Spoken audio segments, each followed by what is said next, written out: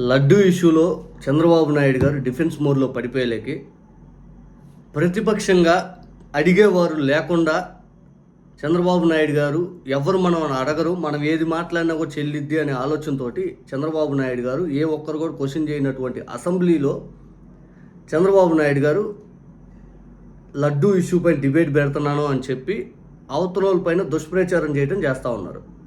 ఇక చంద్రబాబు నాయుడు గారు, పవన్ కళ్యాణ్ గారు వీళ్ళందరూ ఇంక ఒకటే స్లోగన్ అందుకుంటా ముందుకెళ్తా ఉన్నారు. వాస్తవానికి మండలిలో ఈ ఇందాపూరు హెరిటేజ్ పైన చర్చ జరగాలి, లడ్డు పైన చర్చ జరగాలి అని చెప్పి పదే పదే వైఎస్ఆర్ కాంగ్రెస్ పార్టీ శాసన మండలి సభ్యులు వాయిదా తీర్మానం ఇస్తూ ఉంటే ప్రభుత్వం తిరస్కరిస్తూ ఉంది. ఇక్కడ అసెంబ్లీకి వచ్చేసరికి ఎవరు మనల్ని అడిగేవాళ్ళు లేరు కదా, అందుకని ఏం చేయాలి, మన ఇష్టం, మనం ఏ చెప్పినా కూడా చెల్లాలి అనే ఆలోచనతో చంద్రబాబు నాయుడు గారు చేశారు. ఇదే మండలిలో పెట్టవచ్చుగా చర్చ, పెట్టల. ఇక చంద్రబాబు నాయుడు గారు మండలిలో ఎంత దారుణంగా అబద్ధాలు ఆడారంటే ఇదిగో ఇదే ఫస్ట్ ప్రూఫ్ చూడండి. వైవి సుబ్బారెడ్డి గారి సతీమణి, ఆవిడ బైబిల్ పట్టుకొని తిరుగుతా ఉంది. సుబ్బారెడ్డి గారు చైర్మన్, ఆవిడ బైబిల్ పట్టుకొని తిరుగుతుంది. సుబ్బారెడ్డి గారు వచ్చి ఒక టీటీడీ బోర్డు చైర్మన్ గా ఎలాంటి పనులు చేసే పరిస్థితికి వస్తారు. ఇంకొక పక్కన దేశ 1-2 ఆర్టికల్స్ కాదు దేశ, వందల కొద్ది ఆర్టికల్స్ టీటీడీ పైన, తిరుమల తిరుపతి దేవస్థానం పైన విషం కక్కే ఆర్టికల్స్. కడాన మీరు ఒకసారి చూస్తే దేశ ఇవన్నీ కూడా, ఇది క్రిస్టియన్ సాంప్రదాయంలో కరుణాకరి డాటర్ మెదక్లో పెళ్లి చేసుకోవడం, మెదక్ చర్చిలో తప్పులేదు. మీరు అలాంటి వాళ్ళని టీటీడీ బోర్డు చైర్మన్ వేస్తే న్యాయం జరుగుతుందని అడుగుతాను. నిజంగా చంద్రబాబు నాయుడు గారు ఆయనకు అనుకూలంగా ఏదైనా చెప్పగలుగుతారు. ఇప్పుడు లడ్డు ఇష్యూలో ఆయన డౌన్ అయ్యేలేకి, ఆయనకి డిఫెన్స్ మోడ్లో పడిపోయేలేకి, కళ్ళు తెరిచి చూసినా కూడా ఆయన నెగిటివ్లోనే కనపడుతుండేలేకి ఈ విధమైన దుష్ప్రచారం చేయడం మొదలుపెట్టారు. వాస్తవానికి వైఎస్ విజయమ్మ గారు ఆ రోజు ఒక పుస్తక ఆవిష్కరణ కార్యక్రమంలో భాగంగా తన చేతిలో ఉన్నటువంటి బైబుల్ని పట్టుకో అని చెప్పి సొంత చెల్లెలు కాబట్టి స్వర్ణలతారెడ్డి గారికి బైబిల్ ఇస్తారు. స్వర్ణలతారెడ్డి గారు అక్కడ పట్టుకున్నారు, ఎప్పుడు కూడా బైబిల్ చేత పట్టుకొని ఎక్కడ కూడా కనపడలా.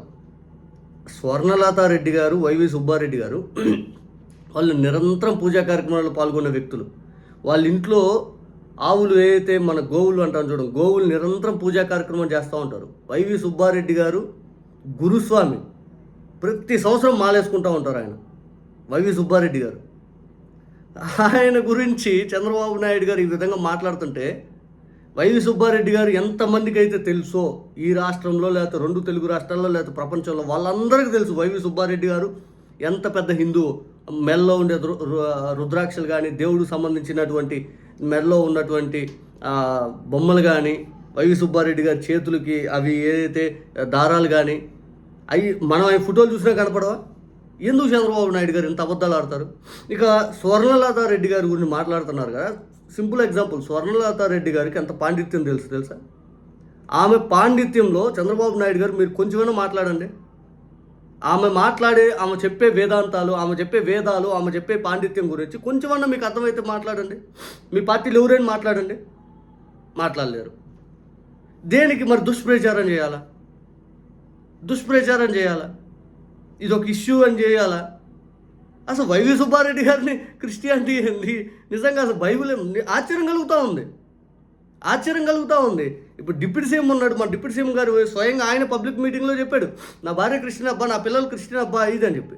2014 మార్చి 14 నాడు పార్టీ లాంచ్ అప్పుడు చెప్పాడు, నాకు రిలీజన్ ఏంది, నాకు మతం ఏంది, నేను కులం ఏంది, నాకేం తెలీదు అని చెప్పారు. ఈరోజు అఫ్కోర్స్ ఆయన సనాతన ధర్మం అని చెప్పి ఆయన మాట్లాడుతుంటే చప్పట్లు కొడతా ఉంటారు. మరి వాళ్ళ కుటుంబం గురించి ఎందుకు మాట్లాడరు మీరు? ఆయన కుటుంబం గురించి ఎందుకు మాట్లాడరు చంద్రబాబు నాయుడు గారు? ఒకసారి వైవి సుబ్బారెడ్డి గారి సతీమణి ఒక ఇంటర్వ్యూలో ఆమె మాట్లాడిన పాండిత్యం గురించి వినండి మీరు. ఆమె ఎంత బాగా చెప్తారో పాండిత్యం గురించి.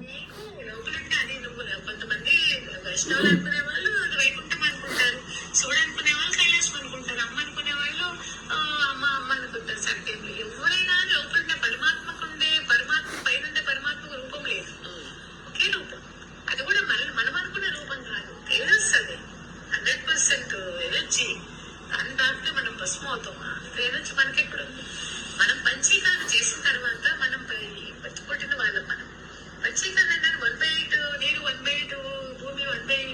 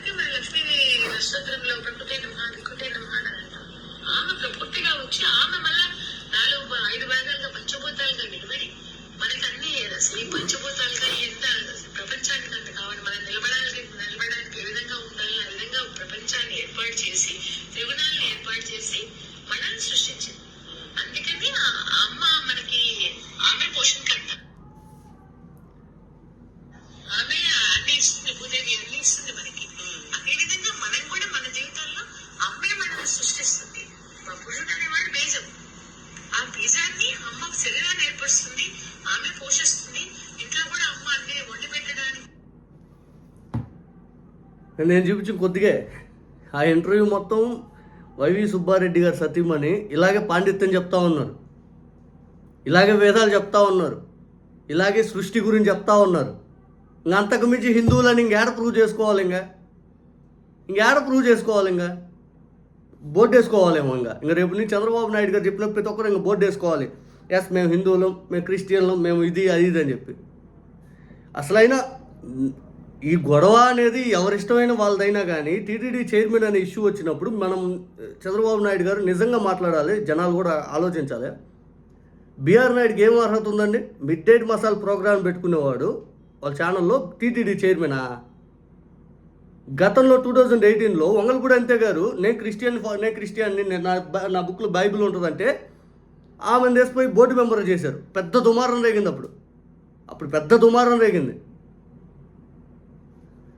మీరు ఎస్వీబీసీ ఛానల్ అనేది భూమన కరుణాకర్ రెడ్డి గారి హయాంలో వస్తే ఆ ఎస్వీబీసీ ఛానల్ని వ్యతిరేకించారు మీరు. మీ హయాంలో మీరు నిజంగా అంత హిందువు అయితే అన్యమత ప్రచారం జరగకూడదు తిరుమల పరిధిలో మీరు ఎందుకు జీవో ఇవ్వలేకపోయారు? 7 కొండలు అని చెప్పి మీరు ఎందుకు జీవో ఇవ్వలేకపోయారు? మీరు ఏ క్రిస్టియానిటీ పెళ్ళికి అటెండ్ కాలేదా? మీరు ఏ ముస్లిం పెళ్ళికి అటెండ్ కాలేదా? మీరు అసలు బైబిల్ ఎంతవరకు ఎప్పుడు ఒక్క సూత్రం మనదాటే శ్లోకం అంటాము, ఆ సూత్రం ఎప్పుడు చదవలేదా? పబ్లిక్ ఎన్ని వీడియోలు ఉన్నాయి? క్రిస్టియానిటీ మీటింగ్కి వెళ్ళి జీవో నెంబర్ 746747 రద్దు చేస్తాను, ఎంఎస్ జీవో నెంబర్ 746747 అని చెప్పి పబ్లిక్గా వెంకటేశ్వర స్వామి గుడి 7 కొండల ప్రాంగణాన్ని నేను రద్దు చేసి 2 ఉంచుతానని మీరు స్టేట్మెంట్ ఇచ్చింది. ఎందుకు ఇచ్చారు? ఇక శ్రీవాణి ట్రస్ట్ గతంలో రద్దు చేస్తానని ఎందుకు చెప్పారు? 5,000 గుళ్ళ ట్రస్ట్ ద్వారా గ్రామాల్లో ప్రతి దళిత వాళ్ళు కడుతూ మత మార్పిడి జరగకుండా టీటీడీ ఒక గొప్ప నిర్ణయం తీసుకుంటే ఆ నిర్ణయాన్ని ఎందుకు వ్యతిరేకించారు మీరు? శ్రీవాణి ట్రస్ట్ అనేది ఈ బాలకృష్ణ గారు స్వయంగా భూమన్ గారి కుమార్తె పెళ్లికి అటెండ్ కాలేదా? హిందూ మతంలోనేగా చేసింది, హిందూ మతంలోనేగా భూమన్ గారి కుమార్తె, భూమన్ గారి అల్లుడు భూమన్ గారు, ఇదిగో బాలకృష్ణ గారు కదా, భూమన్ గారితో బాలకృష్ణ గారు, భూమన్ గారి అల్లుడు, భూమన్ గారి భార్య, భూమన్ గారే కదా, భూమన్ గారి కుమార్తె కదా, భూమన్ గారేగా. టీటీడీ ఆయన పేరు డాలర్ శేషాద్రి కదా ఆయన పేరు. ఏంది మరి ఇంకేంది చంద్రబాబు నాయుడు గారు నిజంగా ఆశ్చర్యం కలుపుతూ ఉంటుంది. మీరు ఇటువంటి దేనికి ప్రోత్సహిస్తూ ఉన్నారు? ముఖ్యమంత్రి హోదాలో ఆల్రెడీ జంతు కొవ్వు కలిసిందని చెప్పి లడ్డూలు ఎటువంటి ఆధారంగా మీరు మాట్లాడి మళ్ళీ ఈరోజు వచ్చేసలేకి అన్నీ మీరు ఎలా చెప్తారు? మళ్ళీ ఇదొక డైవర్షనా? శివుడి మెల్లో పావును అంటారు, వెంకటేశ్వర స్వామి ప్రతిష్టను దెబ్బతీసేలా ఫ్లెక్సీలు కడతారు. అసలు నిజంగా మీరు చిత్తశుద్ధి ఉంటే మన దేవుడిని మనమే అవమానించుకున్నట్టు అయిపోయింది పరిస్థితి. మన దేవుడిని మనమే అవమానించుకుంటున్నాం. మీరు హిందూ ధర్మంకి హిందూకి నిజంగా మీరు అంత పవిత్రత ఆలోచించుంటే దేవుడితో పోల్చుకున్నారు మీరు. మొన్న మహానుస్ వంశీ మహాశివుడు రూపంలో వచ్చి అమరావతిని కాపారు, సాక్షాత్ మహాశివుడు 5 అని మాట్లాడితే మీరు ఎందుకు ఖండించలేకపోయారు? నేను దేవుడిని ఏంది, దేవుడు అందరు వాడయా, నేను దేవుడు ఏంది, దేవుడు ముందు మనందరం ఎంత అని మీరు అనలేకపోయారు. చప్పట్లు కొట్టించుకుంటున్నారు.